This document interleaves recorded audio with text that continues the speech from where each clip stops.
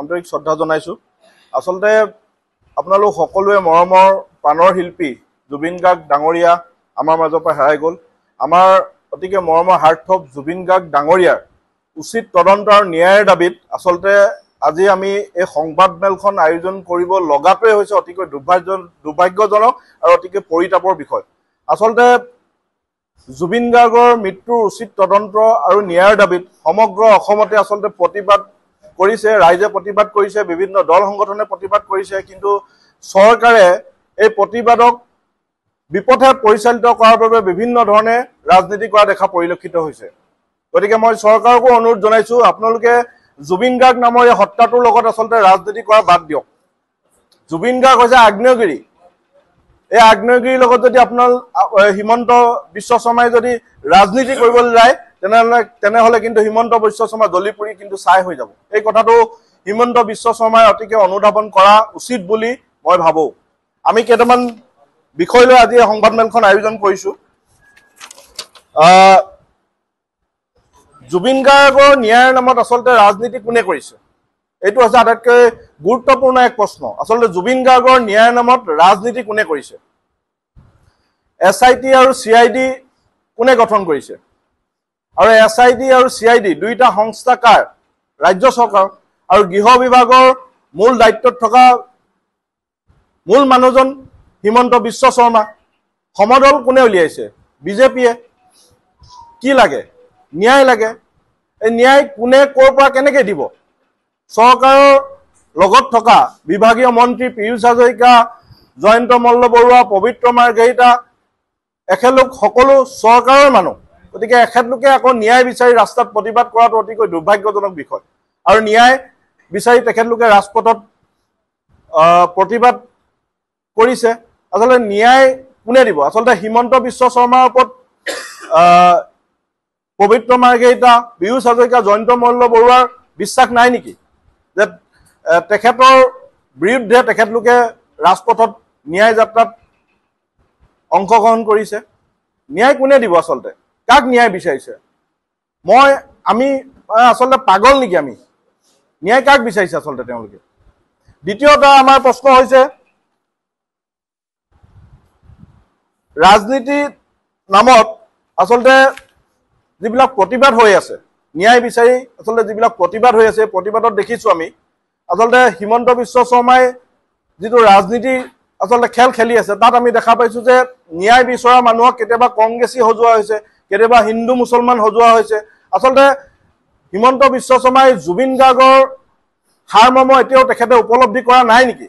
জুবিন গাৰ্গৰ যেতিয়া পাৰ্থিৱ শৰীৰ এয়াৰপৰ্টৰ পৰা যেতিয়া ৰাজপথেৰে লৈ অহা হৈছিলে, তেতিয়া অগণন লোকে জুবিন গাৰ্গক চাবলৈ তাত উপস্থিত হৈছিলে। তাত কোনো হিন্দু মুছলমান বুলি নাছিলে। সকলো ৰাইজে জুবিন গাৰ্গক শেষবাৰৰ চোৱাৰ বাবে ৰাজপথত ওলাই আহিছিলে। আচলতে সেই মানুহখিনিকো জুবিন গাৰ্গৰ অনুৰাগীসকলকো হিমন্ত বিশ্ব শৰ্মাই আচল আৰু নকল অনুৰাগী বুলি ক'বলৈ তেখেতে সংবাদ মাধ্যমত ব্যক্ত কৰিছে যে আচল কোন নকল কোন। আচলতে অতিকৈ দুৰ্ভাগ্যজনক বিষয়। আচলতে এই মানুহখিনি সহজ সৰল সৰ্বসাধাৰণ মানুহ। তেখেতলোকে কোনো ধৰণৰ ৰাজনীতি নকৰাকে জুবিন গাৰ্গক মনৰ পৰা প্ৰাণৰ পৰা ভাল পোৱা এজন ব্যক্তি হিচাপে, তেখেতলোকে ভগৱান হিচাপে জুবিন গাৰ্গক তেখেতলোকে মানে। সেয়েহে তেখেতলোকে জুবিন গাৰ্গক শেষবাৰৰ বাবে চাবৰ বাবে তেখেতলোকে ৰাজপথত ওলাই আহিছিলে। আপোনালোকে নিতৌ দেখিব যে সোণাপুৰত যিটো জুবিন ক্ষেত্ৰ আছে, তাত প্ৰত্যেক দিনাই বিভিন্ন ঠাইৰ পৰা অগণন লোক আহিছে। তেখেতলোকে জুবিন গাৰ্গৰ শেষবাৰৰ বাবে তেখেতলোকক এখন গামোচা, কোনোবাই এপাহ ফুল, কোনোবাই জুবিন গাৰ্গে চাদা টেমা ভাল পাইছিলে বাবে সৰু এটা চাদা টেমা লৈ আহিছে। আচলতে এনেবোৰ বিভিন্ন বস্তুৱে আচলতে জুবিন গাৰ্গক শ্ৰদ্ধাঞ্জলি জনাবলৈ তেখেতলোকে উপস্থিত হৈছে তাত। আৰু সেই মানুহখিনিৰ ক্ষেত্ৰত হিমন্ত বিশ্ব শৰ্মাই SOP জাৰি কৰিছে। এই বিষয়টোৱে হৈছে অতিকৈ দুৰ্ভাগ্যজনক বিষয়। আচলতে শিৱসাগৰ, যোৰহাট, ডিব্ৰুগড় এই ঠাইৰ পৰা বিভিন্ন লোক গুৱাহাটীলৈ আগমন কৰিছে। আৰু গুৱাহাটীলৈ যোৱাৰ পথতে তেখেতলোকে ৰাস্তাৰ কাষতে যিহেতু সোণাপুৰ পৰে, গতিকে সোণাপুৰৰ জুবিন ক্ষেত্ৰত তেখেতলোকে জুবিন গাৰ্গক সমাধি ক্ষেত্ৰখন চোৱাৰ বাবে তেখেতলোকে ইচ্ছা প্ৰকাশ কৰে। আৰু সেই ইচ্ছা প্ৰকাশ কৰিয়ে তেখেতলোকে জুবিন গাৰ্গৰ সমাধিস্থলীত উপস্থিত হয়। আৰু সেই মানুহখিনিক হিমন্ত বিশ্ব শৰ্মাই দেৱে SOP জাৰি কৰাটো অতিকৈ দুৰ্ভাগ্যজনক বিষয়। যিসকলে মদ খাই জুবিন ক্ষেত্ৰত উশৃংখল পৰিৱেশ সৃষ্টি কৰিছে সেইসকলৰ ওপৰত হিমন্ত বিশ্ব শৰ্মাদেৱে ব্যৱস্থা গ্ৰহণ কৰক, তাত আমাৰ কোনো ধৰণৰ আপত্তি নাই। কিন্তু এগৰাকী মাকৰ লগত অহা 7 বছৰীয়া ছমহীয়া শিশুটোৱে কিন্তু মদ পান কৰিতো জুবিন ক্ষেত্ৰলৈ তেখেতলোক নাহে। অবুজ শিশুসকলৰ ওপৰতো হিমন্ত বিশ্ব শৰ্মাই SOP জাৰি কৰিছে নেকি, আমাৰ প্ৰশ্ন আছে। গতিকে হিমন্ত বিশ্ব শৰ্মাক অনুৰোধ জনাইছো যে আপুনি যিসকল সৰ্বসাধাৰণ লোক আছে সেই সৰ্বসাধাৰণ লোকসকলক আপুনি অত্যাচাৰ কৰাটো বন্ধ কৰক। আমি দেখিছো যে হিমন্ত বিশ্ব শৰ্মাদেৱে বিভিন্ন সময়ত জুবিন গাৰ্গে জাতি ধৰ্ম বৰ্ণ নিৰ্বিশেষে সকলোকে একগোট কৰি তেখেতে পুনৰ অসম দেখাৰ সপোন দেখিছিলে। আচলতে হিমন্ত বিশ্ব শৰ্মাদেৱে জাতি ধৰ্ম নিৰ্বিশেষে থকা একেলগ হোৱা এই মানুহখিনিক ভাগ ভাগ কৰাৰ বাবে তেখেতে ষড়যন্ত্ৰ ৰচনা কৰিছে। গতিকে মই হিমন্ত বিশ্ব শৰ্মাদেৱক অনুৰোধ জনাইছো আপুনি সৰ্বসাধাৰণ লোকক লৈ ৰাজনীতি কৰা বন্ধ কৰক। আপুনি লুৰিণজ্যোতি গগৈ, অখিল গগৈ বা অন্য যিসকল বিৰোধী দল আছে তেখেতলোকে আপোনাক প্ৰশ্ন কৰিছে আৰু এই প্ৰশ্নৰ উত্তৰ আপুনি তেখেতলোকক উত্তৰ দিয়াৰ ব্যৱস্থা কৰক। কিন্তু সেই প্ৰশ্নৰ উত্তৰ দিবলৈ গৈ আপুনি সৰ্বসাধাৰণ ৰাইজক অত্যাচাৰ কৰাটো বন্ধ কৰক। আমি সৰ্বানন্দ সোণোৱালকো দেখিছিলো, তেখেতে যেতিয়া মুখ্যমন্ত্ৰী হৈ আছিলে তেখেতে শাসন কৰিছিলে, কিন্তু আপুনি যিদৰে শোষণ কৰাৰ ব্যৱস্থা কৰিছে, কিন্তু সৰ্বানন্দ সোণোৱালক মই ভাল বেয়া ক'বলৈ নাযাওঁ, কিন্তু আপোনাৰ দৰে কিন্তু শোষণ কৰাৰ তেখেতে নাছিলে। গতিকে হিমন্ত বিশ্ব শৰ্মাদেৱকো ৰাইজে মৰম আৰু আদৰৰ হেঁপাহেৰে তেখেতক আদৰি লৈছে। গতিকে তেখেতৰ বৰ্তমান সময়ত যিবোৰ কৰ্মকাণ্ড সেই কৰ্মকাণ্ডই এটা কথা স্পষ্ট হৈ পৰিছে, ৰাইজে লাহে লাহে হিমন্ত বিশ্ব শৰ্মাদেৱক কিন্তু বেয়া পোৱা পৰিৱেশ সৃষ্টি হৈ আহিছে। গতিকে হিমন্ত বিশ্ব শৰ্মাদেৱে এই কথাবিলাক হৃদয়ঙ্গম কৰা উচিত বুলি মই ভাবোঁ।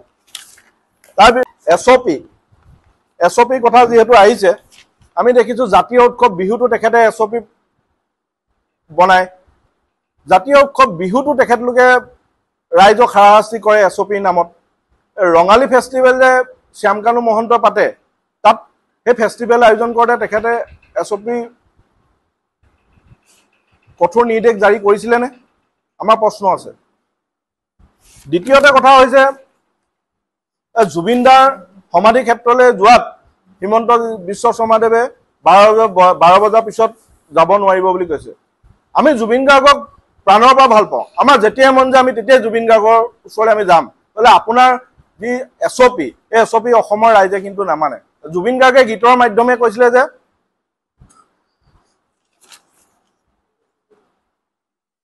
মন গ'লে মোৰ কাষলে চাই যাবাহি এবাৰ নিৰলে, কিদৰে আছো মই কিদৰে শু মই চাই যাবাহি কাষলে। গতিকে জুবিন দাই নিজে কৈ থৈ গৈছে কিদৰে শুওঁ কিদৰে খাওঁ। আচলতে আমি জুবিন দা তাত শুই আছে, সমাধি ক্ষেত্ৰত জুবিন দা শুই আছে। আচলতে জুবিন দাক চাবলৈ তেখেতলোকে যিটো SOP জাৰি কৰিছে এই SOP কিন্তু অসমৰ ৰাইজে নামানে।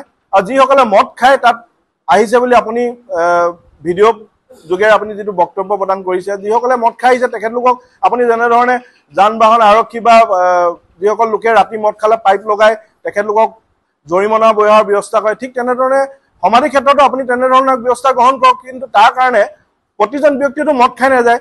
মই আজি 3বাৰকৈ মই সমাধি ক্ষেত্ৰত 3 দিন মই গৈছোঁ, মইতো মদ নাখাওঁ, মই মদ নোখোৱাকৈ গৈছোঁ। মই কি জুবিন দাৰ ওচৰলৈ যাব নোৱাৰিম নি? গতিকে সৰ্বানন্দ মুখ্যমন্ত্ৰী ডাঙৰীয়াক অনুৰোধ জনাইছোঁ আপুনি এনেধৰণৰ SOP জাৰি কৰি ৰাইজক হাৰাশাস্তি কৰাটো বন্ধ কৰক। তাৰ লগে লগে ক'ব বিচাৰোঁ যে SITয়ে যিটো তদন্ত প্ৰক্ৰিয়া আৰম্ভ কৰিছে, এই SIT তদন্ত প্ৰক্ৰিয়াত আমি দেখা পাইছোঁ যে টাৰ্চন মিট্টাল নামৰ এগৰাকী ব্যক্তিৰ বিৰুদ্ধে অভিযোগ উত্থাপিত হৈছিলে। এই টাৰ্চন মিট্টালকো তদন্ত আওতালৈ আনিব লাগে।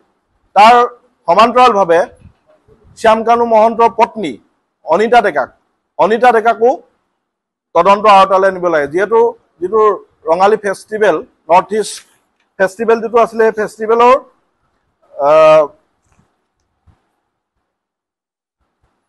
অংশীদাৰ আছিলে অনিতা ডেকা মহন্ত। গতিকে অনিতা ডেকা মহন্তকো আমি তদন্ত আওতালৈ আনিবলৈ অনুৰোধ জনাইছোঁ। দ্বিতীয়তে আমি ক'ব বিচাৰোঁ যে যোৱাকালি SIT মুৰব্বী মুন্না প্ৰসাদ গুপ্তাই সংবাদ মেলত ব্যক্ত কৰিছিল যে ছিংগাপুৰ আৰক্ষীৰ উচ্চ পৰ্যায়ৰ সৈতে তেখেতলোকৰ এটা বৈঠক হৈছিল আৰু বৈঠকত তেখেতলোকে 10 দিনৰ ভিতৰতে তেখেতলোকে তথ্যসমূহ দিয়াৰ কথা কৈছে।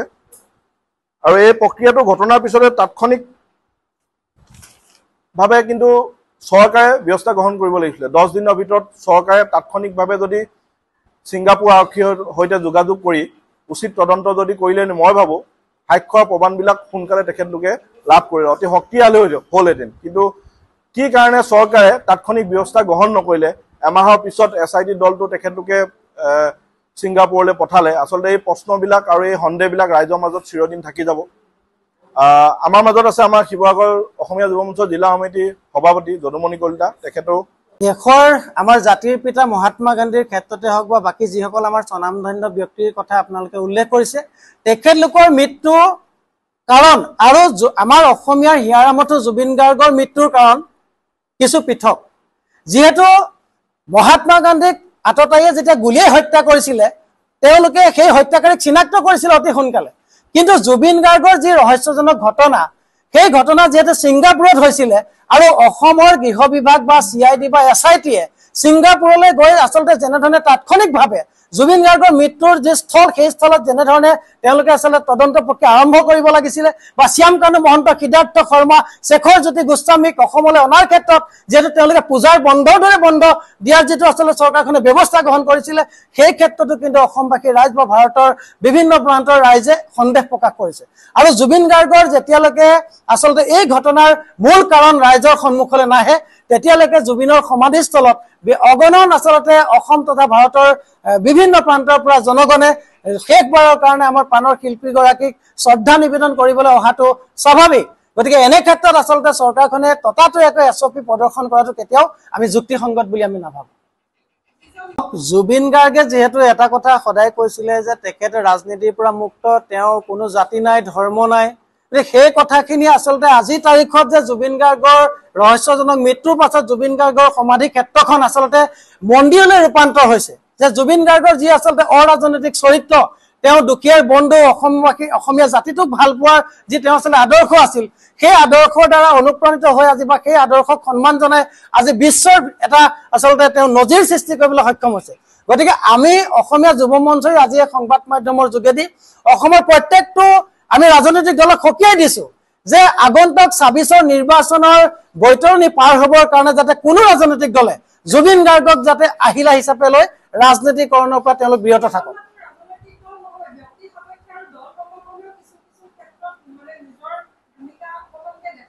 আমি অসমীয়া যুৱ মঞ্চৰ আমাৰ স্থিতি স্পষ্ট যে জুবিন গাৰ্গ আমাৰ এগৰাকী অসমৰ তেওঁ এক সম্পদ তেওঁ দুখীয়াৰ বন্ধু অসমীয়া হিয়াৰ আমঠু গতিকে তেওঁৰ যেহেতু যিটো ৰহস্যজনক মৃত্যু এই মৃত্যুৰ প্ৰকৃত কাৰণ আমি জানিব বিচাৰিছো আমাৰ তাত কোনো ধৰণৰ আচলতে স্বাৰ্থ জড়িত হৈ থকা নাই আমি অসমীয়া যুৱ মঞ্চৰ কোনো এনেকুৱা নেতা নাই যে জুবিন গাৰ্গৰ আচলতে এই বিষয়টোৰ লগত আমি খুব তীব্ৰ আন্দোলন কৰি আমি কাইলৈ পৰহিলৈ কোনোবা ৰাজনৈতিক দলত যোগদান কৰিম তেনেকুৱা আমাৰ কোনো আচলতে ইচ্ছা নাই বা তেনেকুৱা আমাৰ লক্ষ্য উদ্দেশ্য নাই কিন্তু আমি অসমীয়া যুৱ মঞ্চৰ বেলেগ সংগঠনৰ কথা আমি নাজানো কিন্তু অসমীয়া যুৱ মঞ্চৰ স্থিতি স্পষ্ট যে আমি জুবিন গাৰ্গে যিদিনাখনলৈকে তেখেতৰ ঘটনাৰ যেটো মূল কাৰণ আমাক প্ৰশাসনে যেতিয়ালৈকে ইয়াৰ স্পষ্ট ছবিখন দাঙি ধৰিব নোৱাৰিব বা জুবিন গাৰ্গৰ এই ঘটনাৰ লগত জড়িত যিসকল ব্যক্তি আছে তেওঁলোকৰ ক্ষেত্ৰত যদি উচিত আচলতে বিষয়খিনি উপস্থাপন কৰি ন্যায়পালিকাই যেতিয়ালৈকে উচিত ন্যায় প্ৰদান কৰিব নোৱাৰিব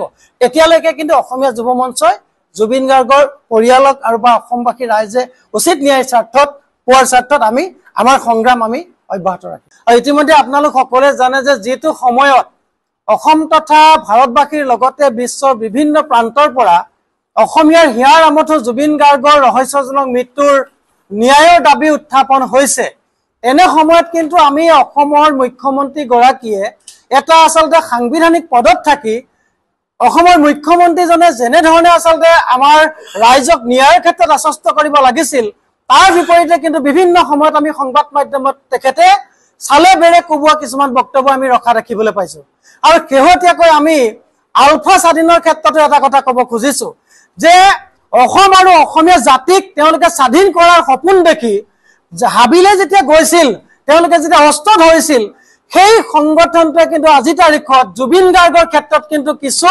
তেওঁলোকে বিপৰীত আচলতে স্থিতি লোৱা দেখিবলৈ পোৱা গৈছে যে যি সময়ত চৰকাৰ আৰু আলফা স্বাধীনৰ সংঘাত চলি আছে ৰাজনৈতিকভাৱে কোনো ধৰণৰ আমাৰ অসমৰ সমস্যাবিলাক সমাধান হোৱা নাই তেনে সময়ত কিন্তু বিজেপি চৰকাৰে জুবিন গাৰ্গৰ ক্ষেত্ৰত যি ধৰণৰ আচলতে নীতি বহিৰ্ভূতভাৱে এছঅপি ঘোষণা কৰিছে সেই এছঅপিক সমৰ্থন কৰা কাৰ্য কিন্তু অতি হাস্যকৰ গতিকে মই প্ৰথমতে আলফা স্বাধীনৰ মুৰব্বী পৰেশ বৰুৱাক আহ্বান জনাইছো যে আপুনি যদি প্ৰকৃততে অসমীয়া হয় অসমীয়াৰ হিয়াৰ আমতো জুবিন গাৰ্গক লৈ কিন্তু এনে ধৰণৰ তুলুঙা মন্তব্য দিয়াৰ পৰা বিৰত থাকক আৰু এটা কথা আমি সকলোৱে লক্ষ্য কৰিছো যে জুবিন গাৰ্গৰ উচিত ন্যায়ৰ দাবীত যেতিয়া অসমৰ বিভিন্ন প্ৰান্তত বা দেশৰ বিভিন্ন স্তৰত যেতিয়া সৰ্বসাধাৰণ ৰাইজে জুবিনৰ অনুৰাগীয়ে ন্যায়ৰ দাবী উত্থাপন কৰিছে সেই সময়ত কিন্তু অসমৰ সাংবিধানিক পদত থকা মুখ্যমন্ত্ৰী গৰাকীয়ে প্ৰত্যেকটো আচলতে আমাৰ প্ৰতিবাদী কণ্ঠক তেওঁলোকে ৰাজনৈতিক দিশত তেওঁলোকে বিভিন্ন ধৰণে আচলতে অপপ্ৰচাৰ চলাই অসমৰ ৰাইজক বিপথে পৰিচালিত কৰিছে আৰু আমি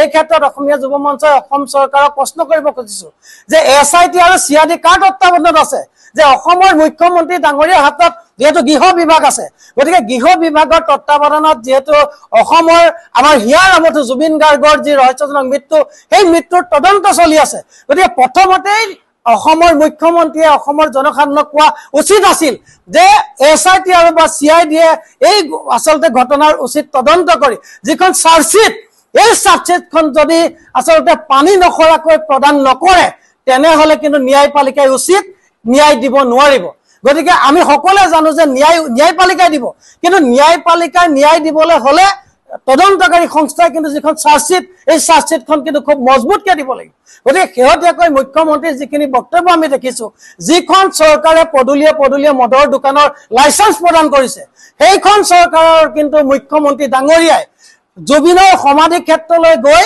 জনগোষ্ঠীৰ কিছু ৰাইজে যে মৃতকৰ তেওঁলোকে শেষ শ্ৰদ্ধাঞ্জলি দেৱৰ আখেৰে তেওঁলোকে আচলতে শ্ৰদ্ধা জনায় সেইটো পৰম্পৰা গতিকে সেই পৰম্পৰাক তেওঁলোকে আচলতে বা মুখ্যমন্ত্ৰী গৰাকীয়ে সমালোচনা কৰিবলৈ গৈ যে জনগোষ্ঠীসমূহক এক প্ৰকাৰ আচলতে তেওঁলোকে অসন্মান কৰিছে এইটো আচলতে অসমৰ ৰাইজে ইতিমধ্যে বুজি উঠিছে গতিকে অসমৰ মুখ্যমন্ত্ৰী ডাঙৰীয়াক আমি এই কথাটোৱে ক'ব খুজিছো যে ২৬ৰ নিৰ্বাচনীৰ বৈতৰণি পাৰ হ'বৰ কাৰণে আপুনি জুবিন গাৰ্গৰ উচিত ন্যায় দিয়াৰ বিষয়টো যাতে ৰাজনৈতিকৰণ নকৰি প্ৰকৃতাৰ্থত জুবিন গাৰ্গৰ মৃত্যুৰ প্ৰকৃত যিটো ৰহস্য সেই ৰহস্য অসমবাসী বা ভাৰতবাসী ৰাইজৰ সন্মুখত আপুনি স্পষ্ট কৰিবৰ কাৰণে আপোনাৰ গৃহ বিভাগক আমি আপুনি কঠোৰ নিৰ্দেশ দিবৰ কাৰণে অসমীয়া যুৱ মঞ্চই দাবী জনাইছো আৰু অসমীয়া যুৱ মঞ্চে শেষবাৰৰ কাৰণে আমি অসম চৰকাৰক সকীয়াই দিছো যে আমাৰ মৰমৰ জুবিন দাৰ সমাধিস্থলত আমি চাবলৈ যাবলৈ হলে আপোনাৰ পৰা অনুমতি ল'ব লগা কি আচলতে যুক্তি আছে যে আজি অসমীয়া ভাত খাবলৈ হলে কি আমি